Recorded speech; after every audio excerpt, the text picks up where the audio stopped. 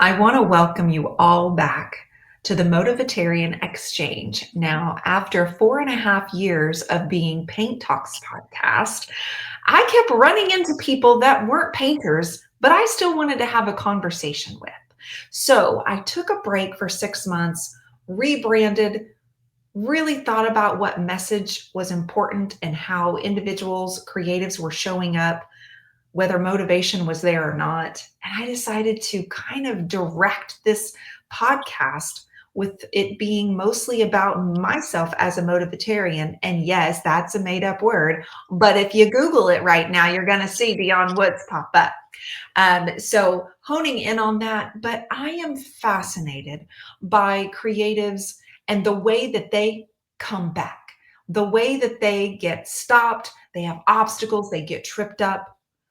Now, today's guest has done just that, probably multiple times, probably times that we don't necessarily know about. But I had the honor of featuring Wendy Brightbill. Hello, my friend. Hello.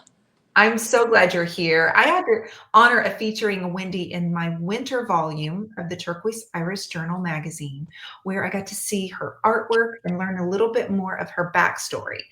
I must say I have followed her for years though, and I'm the flowers. I mean, when you see another artist painting flowers that are colorful, you are immediately kindred spirits. Don't you think, Wendy? Absolutely. I feel like we are such kindreds. I love how you paint the furniture, you paint your florals, and then you paint the fashion, the dresses. It's so much fun. Yes. Yeah, I've told my boys so many times, if you don't run fast, you're going to get painted too. And I did actually have my daughter-in-law paint my son's suit jacket once, where she threw paint on him for a Oh fun my. fashion shoot. So he sat there the whole time and kept looking at me going, "This is the dumbest thing ever, Mom." And I'm like, "Zip, we're filming you." Such See, you just needed girls. I have three girls. So, I tried twice, Wendy. oh man. That's what I always say. But I'm holding out for granddaughters. I'm Yes. very excited to be a grandmother at some point, if that's what my boys choose to do. But listen, thank you so much, Wendy. You are the very first guest on season 2, which is the Motivatarian Exchange. So, for anybody unsure of what that means, you're in the right place if you were looking for Paint Talks podcast. There are 185 episodes that you can go back and listen to. But as we move forward, we've kicked it off with Wendy Brightbill. You can follow her on social media, YouTube. I particularly love following her on Instagram, which is where our paths originally crossed. Wendy, let's get into where are you from and exactly what do you do? Okay. Well, first of all, Dionne, thank you so much for having me. It was so much fun being featured in your magazine, and it was so lovely. I love how everything came out. So, thank you. You're so welcome. I actually, so I grew up fairly living a creative life. My mom was an artist, and yet I never really considered myself an artist until 20 years ago when I was in a car accident that sort of rewired my brain, I like to say. And it's really how I originally came to my creative practice, where I started doing art journaling. And I found that making art and painting with these bright, bold colors actually helped to get me out of a depression and really just a really difficult time in my life. And once upon a time, I actually used to be a kindergarten teacher, which I kind of joke because I feel like what I do now, where I'm teaching art practice and art process to grown women, I still feel like it's almost the same thing as being a kindergarten teacher. And I think one of the reasons why is because as a culture, we don't value creativity very highly. And I think so many of us shut down our creativity right around the age of 5, Mhm. because we learn somewhere that it's not a valued pursuit, it's not important, or we judge our artwork so easily that we're like, oh, this, I'm not good at this. And so many women and men, I'm assuming, stop, right? Stop their creativity. And so Yeah. I love what I do. I have been teaching online art courses since 2016.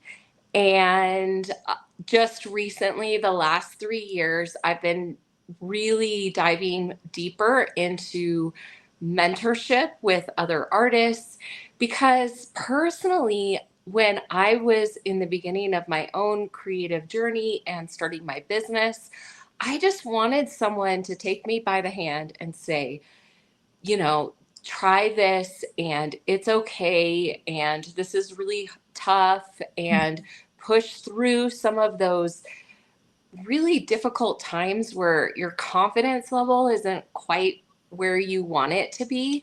And so for the last 3 years, I've been working with artists, and I just find that I absolutely love that part of it.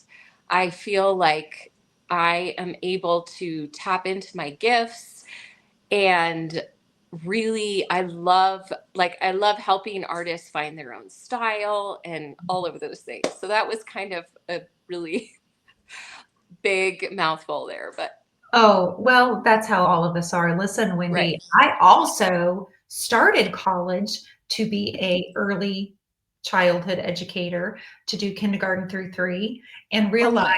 I didn't want to do that, so I didn't finish.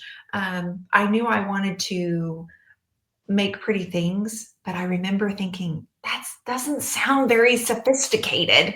Like I wanted to create pretty things, pretty, like I wanted to make people pretty, homes pretty, art, like I just wanted to make things that were pretty, but how do you go to college for that? And so I just stopped. It was too much pressure to have education responsibility for these littles. Um, Yeah. so I couldn't figure out what I wanted to do. So when you said that, I completely relate. And I also feel like, oh, I did go into teaching. That's exactly what I did, was to go into Mhm. teaching. Thinking about that 5-year-old that you just mentioned, I remember in my class that long ago in first and second grade who the artists were, who the science guy was, who the smartest kid, who the funny one, who there's Rodney Funk and there's Travis Abney. I can remember all these kids. And so you get labeled by the other kids. That's what happens. You get labeled by it. Well, if you're not told you're the best artist when you make your little Valentine project that you have to do and nobody compliments you, including Yeah. the teacher, in our minds, and especially way more so than when you and I were younger, if there's no reward or there's no praise, you Yes. drop it. And I know without a doubt, I never grew up thinking that I was anywhere an artist. And I wasn't participating in artists. I was more of an athlete, playful outside sports, that kind of thing. So I love what you pointed out about that 5-year-old. I believe that exactly. We get these labels and then we forget. And very few families, there are those, have a built in structure where creativity and art is a priority. It's Yes. just, it wasn't for me, but it was because there wasn't time for that. There wasn't money for that. There just wasn't a space for it. So I love to know that you've been actively arting your whole life, shall I say. Yeah. Yeah.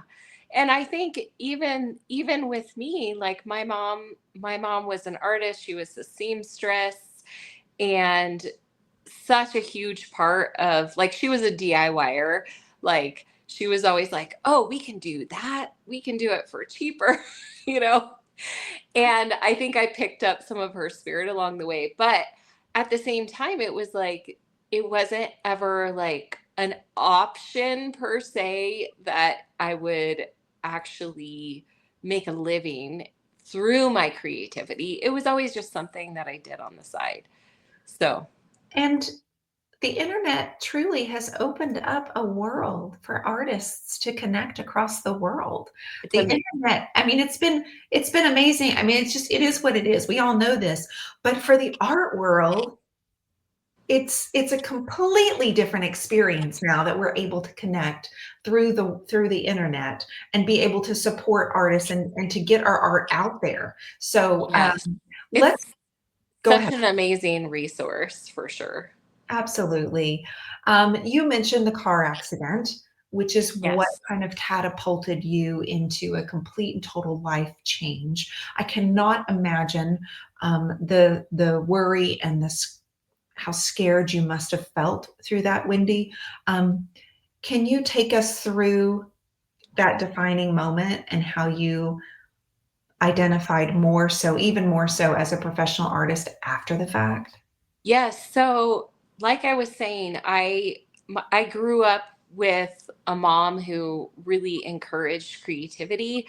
I took a pencil drawing course in high school where we would basically copy like pencil drawings of portraits and very realism type of art. But I never really enjoyed the process of doing that. It always felt like I'm only doing this for the end product. And so I never really saw myself really as an artist. I would have said, "Oh, yes, I'm really good at art." But I never really identified as an artist. And so when I was going through my recovery phase from my car accident and I had two young girls, I was really in the midst of dealing with chronic pain and, like I mentioned, some depression.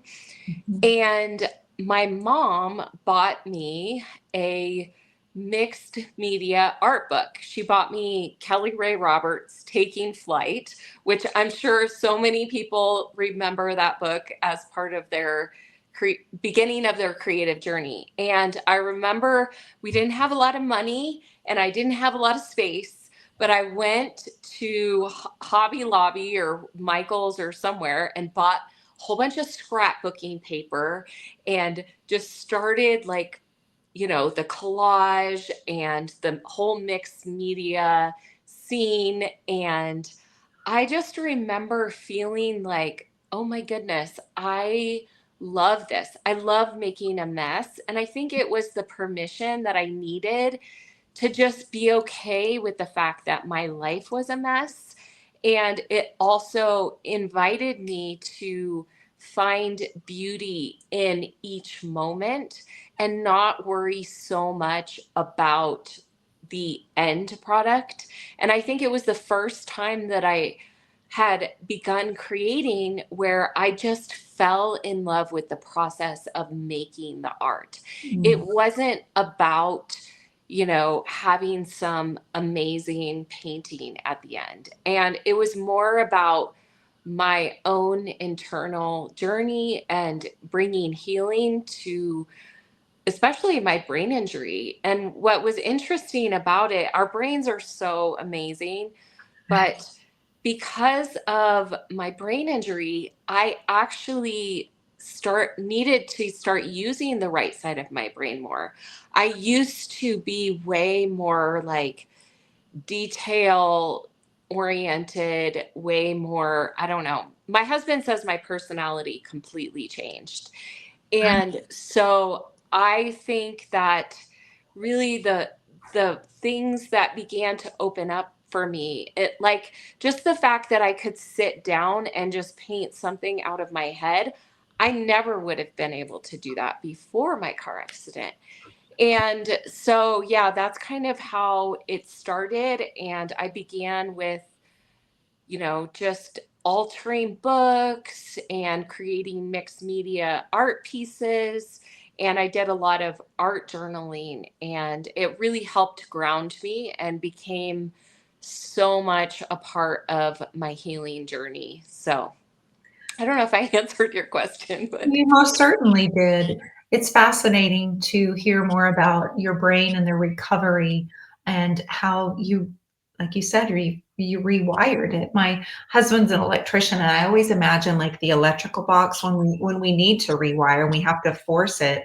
I always think about those corroded breakers. Like sometimes if you see an old breaker and you have to go flip this, like sometimes they get gross and they get those. And so sometimes I think about how sometimes it's you have to physically, manually unplug from an old narrative, an old way of Yeah, thinking, and then reroute it yourself. And it takes so much time, but it's right. doable. It's doable. And I watch women do that, and men, I shouldn't, you know, every single time I have a coaching call, it's like we all have a struggle.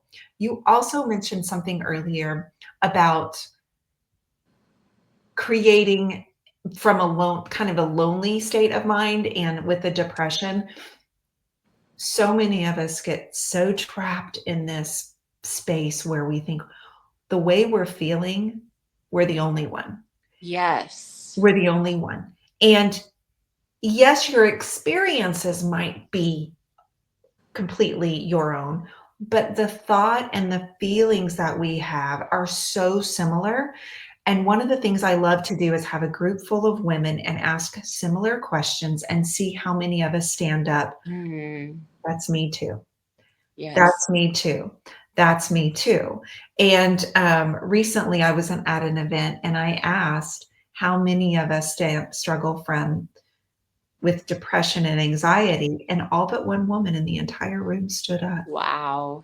And it's eye opening, and even though it doesn't ease our own anxiety or make it go away, it does help us understand that if we connect and if we are vulnerable enough to talk about these things, we can overcome it and we can do it without being alone. So thank you for sharing.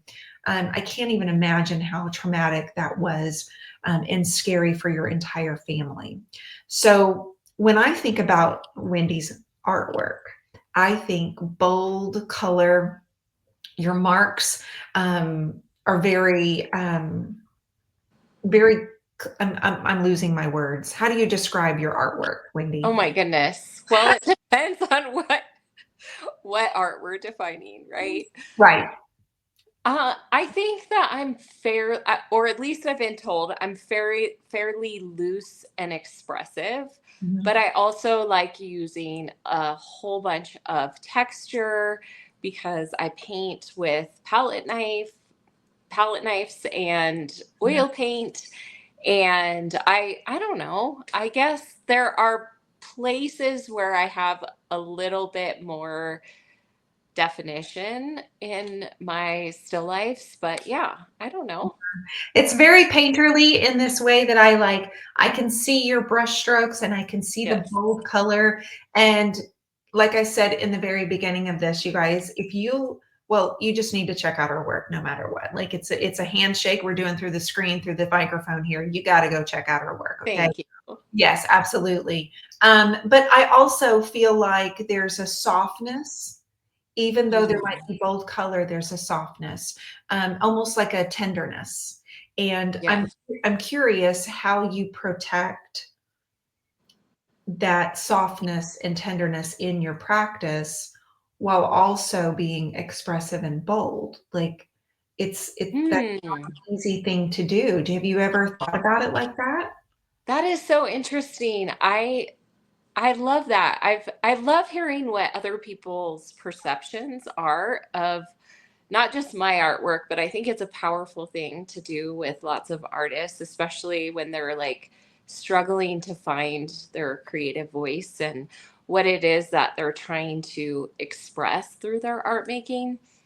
And goodness, I think that for me, it has to do with capturing beauty. And part of my healing process has been to really look for the beauty in the everyday moments. And I do think that part of the reason why I fell into painting flowers is because they, in and of themselves, are, first of all, they're so incredibly beautiful, but their beauty is fleeting. Mm. which means that we only have a moment, in, the span of however long, like, these fun peonies I just cut from my garden. Beautiful. I know, like, I have to tell you a story real fast. When Yeah. I moved into this house, it was in September, and we didn't know, but there was someone who came before us who planted these peonies in our front yard. And I didn't know they were there until the spring. And it was just like this little gift. And I was like, oh my What God, a gift. Like, it's like they're so, nature's hug. It was kind of like yeah, stuff that was brewing in the soil was ready to just right. pop up and say, Wendy. Right. So what I was going back to, or what I was saying before, is just that I feel like part of what I paint has to, it's like the invitation to appreciate the beauty before it's gone. Do you know what I'm saying? Mhm. And so I think that's kind of the tenderness, has to do with choosing beauty when I am going through difficult circumstances, or when, I've been through chronic pain and that type of thing. So, yeah, I think that's what the tenderness comes from. Well, I love it. Tell me about where you find your inspiration from. So, Oh my goodness. yeah, do you find yourself, does it like brew for you for several weeks before all of a sudden you just have to get it out? Or are you painting every single day to where you see something and you're inspired, or you go on a trip, or what's the number one way that you get inspired and stay inspired? That is such a good question. And I think it has changed a lot over the last few years. I feel like I am a fairly prolific artist, and I I feel like I always have some sort of idea or concept that I want to try. I keep a lot of digital images that are inspiration for me. Mhm. And oftentimes it will be, really, for me, I feel like when something new is coming out, it is this feeling that I have this deep need to express in some way. And I don't know how to explain it other than that. I I really, when I first started painting, I don't know if you're familiar with Sabrina Ward Harrison, but she's an amazing artist and very inspirational woman. And she was one of the, I think, the founders of mixed media, really. And she said that we create the thing that we need the most in our lives. I'm probably butchering the That's okay. quote, but something along those lines. And it just always stuck with me, because I feel like there are seasons where I need to express something else. I'm working on this large abstract series right now, and I feel like I'm expressing something that I can't say through words, and it's not always easily put to words, right? But Mhm. for me, it just comes from this deep need to express something that's deep down inside of me. I don't know how else to explain it. You've So, explained it perfectly well. Yesterday, before I blocked out an hour to paint. That's all I could find yesterday, but I had an hour. And while I was painting, I was picking up my oil sticks and I was like scribbling, and I'm just inside, I am on fire in the best way. And I'm like, I don't yes. know why I'm creating this, but I know it's been building because I was gone at my workshop. And before that, I was prepping to leave. And like, I just didn't get time to just paint. I took the canvas outside, Wendy, and I threw it in the yard and I started spray painting. And I'm like, I haven't got the spray paints out in a year. Like, I don't know what's happening, but I just knew that it had to come out. And I felt so much joy from it, to where I Yeah. come inside and I've got, I mean, Matt was laughing at me last night because I had paint all over my feet and my legs, and it was on my hands, and the kids came over for dinner and I didn't even care to clean it off. I was just like, it was Yep. a good day. I got to paint and do the things. but you don't have to have an explanation. Really, just No, keep no, it no, from your no. heart. You don't have to have an explanation. You just know that it's inside of you and that's building and it's part of who you are and it gives you that sustainability that throws you into, hey, I know there's going to be a hard thing coming up here because that's life, but knowing that you have that creative expression to fall back on, Right. the And curious. and I was just going to say the other thing that is one of the most like important driving forces for my creativity is color. And I think everything in color, and it almost always starts with, all of my paintings start with color palettes. So, and I think that every artist is different. In fact, one of the things that I teach inside of like my style courses is that, usually there's one of the seven elements of art that drives your inspiration. So, line, shape, color, value, form, texture, or space. And it's interesting because I think once artists have this understanding of like, oh, that's what I'm trying to express. Like, I meet artists who love expressing like the quality of dark to light, that they see, like maybe in an inspirational photo or even in an abstract painting, But I think you and I are kindreds in the color, the color motivation, right? Absolutely. It's like breath. Like Yes. color is just like breath. It's not that I don't appreciate white, because I definitely appreciate white, but for me, and I'm guessing you, neutrals don't soothe me or calm me. They make me uncomfortable. That's funny. They make me uncomfortable to where I'm like, oh no, I'm going to need some pink. I'm going to need some warm, fuzzy green to wrap around me. That Yeah. is where I find comfort. So, Yeah. oh, thank you for kind of describing that. So, I know without a doubt, you said you're a mama of three. You have three daughters. Yes, Yes. So life is busy. it They're is. they're under the ages of what?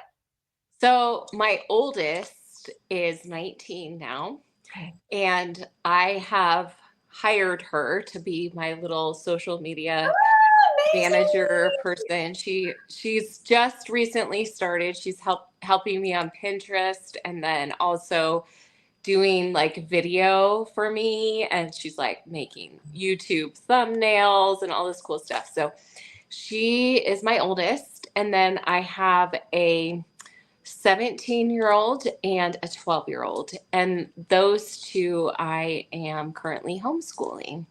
So I Wow. am really busy, Yeah, kind you of are crazy, really but busy. So well done, Mama. You're doing an amazing job. There has to be times where you show up in the morning and motivation is just lacking. Like it just flat out is lacking, but you have work to be done. It's different with the kids probably because they've got to do their school and you're motivated by like just the assignments and just like making sure they do. But when it comes to you, is there any time there where you feel less motivated? And if so, what's your special thing that you need to try to work through that and build your motivation back up, Wendy? I don't know. I feel a little bit unusual in the sense that I am a very driven person. And so for me, it's more sometimes I feel like it's more about finding the balance and forcing myself to rest. But I think that's part of it, right? I think that I have very specific goals that I want to accomplish in my business. But I also think that setting up systems in your life and for your workflow and deciding, what is the number one important thing that I'm wanting to build right now in my life. Mhm. And I think also having a really clear sense of why am I doing this? You know, I think that that is actually probably one of the biggest motivators for me. And in my business, I love mentoring artists. And I think that I get motivated by seeing their little light bulbs come on and hearing the transformation that's happening in their lives, and even just the community that I get to build in my business. I feel like that is really the why in, like, behind my business and why I do what I do, because I love I feel like as artists, it's so, like we talked about, it can be very isolating. Yes. And if I can come alongside of another woman and say, you're not alone, I've experienced this, and let's sort of work through this together. I just got home from the my Artist Rising retreat, which I know you've taught for them as well. Mhm. And one of the most beautiful part of that experience was the fact that, I don't know, it was just 10 women, but 9 of them have taken like online art courses from me. And well, maybe not 9, maybe it was more like 8, but like the fact that I don't know, there was just something amazing about the in-person connection, but also the fact that we've been interacting online for, however long, since like 2017. Some of them have been taking classes from me, which is amazing. And like a few of them have taken every single one of my online courses. And I tell you what, I mean, we laughed so hard, but I think that was the thing. Like, that's the thing that keeps me going, is when, you get that like feedback from women who have some sort of transformation in their lives, and they feel like they can continue their creative journey and not give up, because I think that it's so easy as women to like put our creativity on the back burner because there's so many other Oh, things. absolutely. We're caretakers, we have to plan the meals, and all the things. And I think when we can really truly value our creativity and get to the place where we love the art that we're making, it just makes our lives so much fuller, and we're happier people. It's true. It's that magnetic energy that only in-person events give you. So through the Yes. screen, through the lives, through the recorded, all of that is such brilliant opportunities. But when you get to connect with that person, like you said, who's taught, they know you, they know the backstory, they know your kids' names, they know your little details that, the things that drive you crazy and your pet peeves. And then you get to meet them, and then you get to feel their energy, and you get to wrap your arms around them, and you get that big, strong, like, thank you. Like, thank you. Because what happens is their trust in you, Wendy, is what keeps you going. Their trust in you of like continuing to show up over all these years. That's the thing where you get your most like the biggest drive and the most energy is like they are showing up for me and I'm going to show up for them. They drive you to become a better artist. And so when you get to see them in person and tell them that magnetic energy, I know we just got back Sunday from the event I did in Wisconsin, and some of the women were like, I have followed you since you were sitting on your garage just doing furniture. You weren't even painting on canvas yet. And, Debbie Beard is there, and she has found herself and her business through YouTube, through doing video, revealing all of these like things. And you go back and forth on, is this too vulnerable? I don't think I want to. Yes. Hold on, on, am I going to tell him this? But I don't know. There's a whole other layer to that. When I let Matt start coming on with me for lives, I was actually begging him to come on with me because I needed to switch things up. I was bored out of my mind, and I thought, if I'm bored, they're going to be bored. But then he throws a whole other kink in it, but I was still like biting my nails, like, please don't say something weird or awful or like offensive or like, guys are just different. And he wasn't in the whole circle of lovey, cushy women like I was. So I love hearing that. I love hearing about your vulnerability and your experiences with in-person. What is one of the most frustrating things, though, is we know what it's like. You and I know, and everybody that comes to an event, and the ones that are on the fence about coming to an event because they're not sure if they're ready or if it's for them or if they're good enough or they'll feel like an imposter. And that's not at all what it's about. So Yes.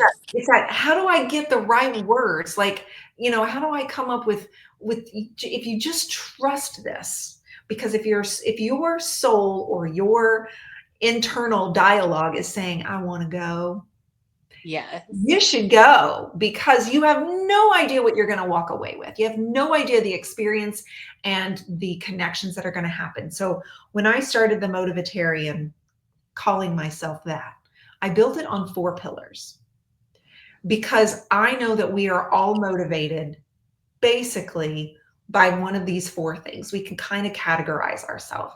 And it's courageous expression, curious exploration, compassionate community, and connected growth. And many of us, when we are down or not really feeling it, if we are with a compassionate community, boom, we're back. Yep. If we make connection with someone, it feels like growth. It turns into growth. If we get curious and we get to play in the paint and we do a little finger painting, some of us that have curious exploration, all of a sudden the script is flipped and we're on fire. And then others, we are motivated by courageous expression, meaning when I hand you the mic at one of my events and say, introduce yourself, tell us who you are and why you're here. And they're like, I don't want to. There's a little piece where I'm like, I promise at the end of this day, you're going to feel So worth it. so courageous. You're going to feel like, oh, yes, I did do that. It's just that little spark. And I know after working with thousands of women. So I love to hear what your experiences are with these in-person events. And I'm assuming you're going to be doing more of them as well, right? Yes. Yes. I don't have anything on the calendar per se, but I feel really fortunate in that one of the local shops here, she has 2 locations. And the second location is a studio space for classes. And so I actually have one on the books, I should say, but I haven't announced it yet, but it'll be in July. And I'm excited for that and just to continue to build that. And yeah, so. When you say local, tell everybody where you are. Oh, yes, I'm in Colorado Springs, Colorado, Colorado. at the base of Pikes Peak, where it is absolutely stunning. And eventually, I'm going to work up to doing like 2 and 3 day retreats. But first, I got to find my people to help me organize everything. So, have Yeah. a few in mind, but that's one of the things that I have learned from teaching is that you really need like organizational people to help you, so that all you have to do is show up to an event and focus on being present with the women. I don't want to worry about all the details of where the tables go and all that kind of stuff. So No, I completely understand that. I have people like Michelle and Aaron and Cami, and they help me stay organized. And my Matthew, he's like black and white type that's A, awesome. and so it works out really well. If you had an opportunity to sit down with your, let's just say, younger creative self, we won't pick an age. What advice would you tell her, or what would you want her to know, Wendy? I think that, gosh, there's so much. That is such a good question. I think that I would probably tell myself not to be so hard on myself and to, gosh, I don't know why this is catching me off guard. It's not like I haven't talked about this, I don't know how many times, but just to not be afraid to take risks and to trust that what what I have inside of me is enough to, and that I have gifts inside of me that only I can give. I don't know that I'm saying it weird, but No, you're perfectly fine, and it's not like I gave you a list of questions. So right. you are No, but shooting from the hip on this. just a confidence boost, right? Like, because I feel like we get so hard on ourselves, and just to keep going, to keep persevering, because it really does take a lot of time to build a creative business, right? Yeah. And to not give up and not care what people say, or think, even more than say, right? Because we always have those like weird, trolls that come out of the woodwork, Yes. right? Yes. But just not worry about so much about what people think, and to just enjoy the journey, right? Yeah, absolutely. I think it's that little old phrase that sounds like a cliche, but don't sweat the small stuff, sis. Mm. I mean, Hmm. it's really, really true. The things that you feel like are big, like those trolls, feels like it's big, and it Hmm. makes you mad and it makes your heart boil, and you're just thinking, what's wrong with people? And Right. we have a Saturday book club in my group, and we started Let Them by Mel Robbins. Oh, nice. And it's just an incredible book. It's an incredible perspective. But one of the ladies, before we signed off a couple of weeks ago, I said, what do you guys do when you hear someone's been talking about you negatively? And Mm. we had different answers. And Tina said, I just say so. And not the kind of so that's like a shrug or a like you don't matter type of thing, but I immediately started thinking about so, just the word so, and what that could do, and how that could be like the softest, most important boundary you may ever use or ever protect with. So that was one of those, like, kind of this turning word that in literature, so can mean it goes in a different direction. So can Right. be a boundary. So can be a lot of different things, but not the type where it's like, so you don't matter. Like, not necessarily that, but just like a pause, like, so pause. And Right.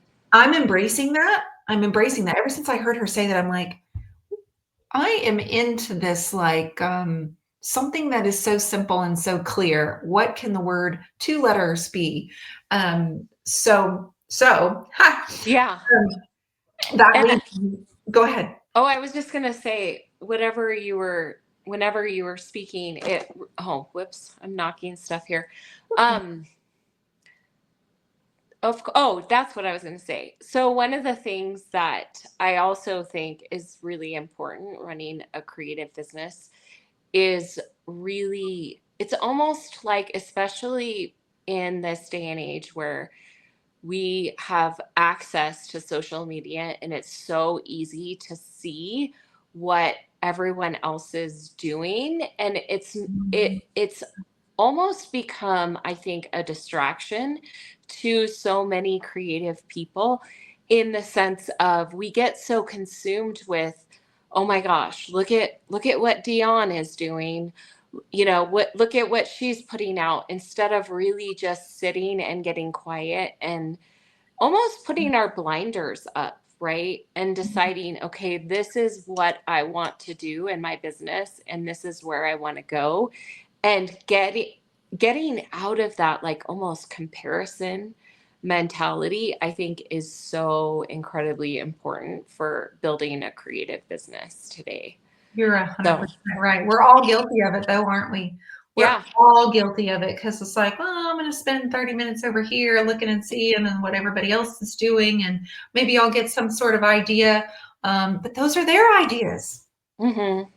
right? Like it never really works. It won't be sustainable, but it's definitely something.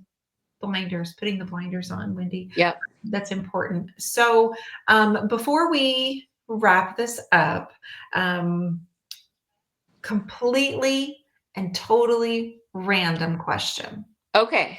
If I come to Colorado Springs and we go to dinner, where is Wendy going to want to take me? And what are we eating for dinner? Like what's going to Oh be on? my goodness. Gosh, I feel like the biggest loser when it comes to this. And let me tell you why, and maybe this Why? will understand, maybe you'll understand. So I am like a kind of a health nut and a foodie, and I have been so frustrated going out to eat lately. Like finding somewhere that I can actually enjoy. But I think I would probably pick, I don't know. There's a restaurant that's called the the Till, which I like, that has like, more like farm to table type of food. So I like that. And I think it would be more about like seeing Colorado Springs. Like we would probably drive, I don't know, down to Old Colorado City, which is where I have my art in some of the shops, and drive past Garden of the Gods, which, if you know what that is, Yes, I've heard of it. they're like these big red rock formations here in Colorado Springs, and probably just go to maybe some of like the historical part of town and Okay. go out Right. and walk the streets. And it's one of the best places to visit for sure. We have high tourist rates here. It was on our, before I knew you were there, it was on our list for this summer. The last week of July, we had Colorado Springs on our list. It was one of the three, and the boys finally were like, I think we just want to go to the beach, Mom. So I'm like, okay, just go to the beach again, because they fall back on what's familiar. But Bummer. I know when you said Colorado Springs, I'm like, oh my God, I was coming there, but I will You come. will come now. Matt and I will do that one of these days. And just so you know, I am very much a health nut, have been for 20 years, even more so in the last, as the hormonal changes in the last Oh year, I yeah. had to dive in even deeper Yep, me too. with Fast Like a Girl, that kind of like Yep, me revolutionized. too.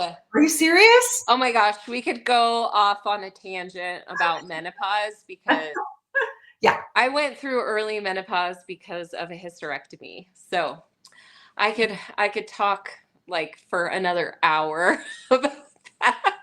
Yeah, well, same. And that's the thing, ladies, when you guys are listening to this podcast right now, and some men, you know how you can support Yes. your partners, your wives, your sisters, your moms. Like it's something where it's absolutely life changing. And Yes. that's exactly what it is. And so it's part of our creative wellness.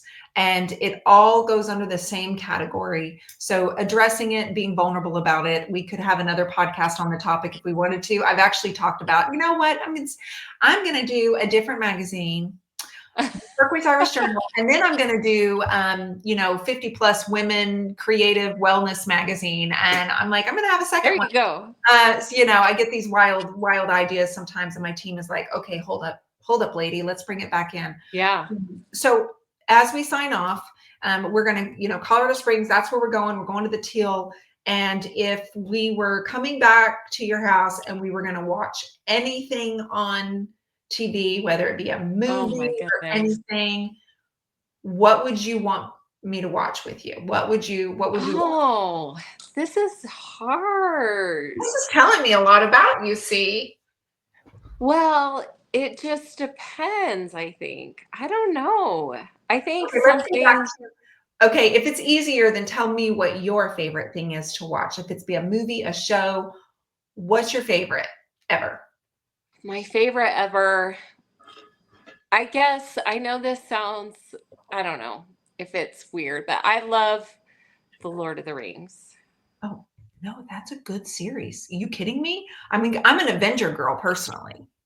Okay, well, our family is definitely an Avenger family for sure. I kind of tag along sometimes, but my husband like I feel like he is like sci-fi, so we're always watching sci-fi, but that might not be like my choice, right? Yeah, I But mean, for me, it's kind of like if you can't beat them, join them, and that's why right, right. when Dune is on TV, I'm like, are we watching this for 80 times? Like 80 times, and we're Yeah, watching, yeah, like how many times have we watched this you whole know, or series? like the boys watching Nacho Libre. What are we doing? Like it's been 20 years and we're still watching Nacho. You probably don't know what that is because you have girls. It sounds familiar, but I don't It's know. a Jack Black one. It's crazy. Wendy, this has been a treat. It was way overdue. Thank you for the Yes. honor of featuring you Thank in you. the magazine. Those of you that are watching this on YouTube, the turquoiseirisjournal.com is where you can go and order back volumes so you can see Wendy's. We'll ship it straight out of our studio right to you. This magazine is over 120 pages. It's high quality. It's more like a book. Beautiful. Isn't it so pretty? 5 years we're celebrating this year. 20th volume is coming out this summer. We're wrapping it up as we speak this week, our 20th volume. Wow. The goal is to feature as many creative people in the world as possible and to share their stories through audio here on the Motivatarian Exchange. Wendy, thank you so very much for being here. Tell Thank everybody you. where they can find you, how they can support you, and how they can be a part of your tribe. Okay. So you can find me mostly on Instagram at Wendy Brightbill. And I'm on YouTube at Wendy Brightbill Studio. And I also have a wide range of courses, mentorship programs, and whatnot on class.wendybrightbill.studio. So, Perfect. And if you missed that, ladies and gentlemen, scroll down to the description. We're going to have her direct links there. And make sure you give her love and support. Check out the magazine. And we will see you back on the next episode of the Motivatarian Exchange. Thank you so much.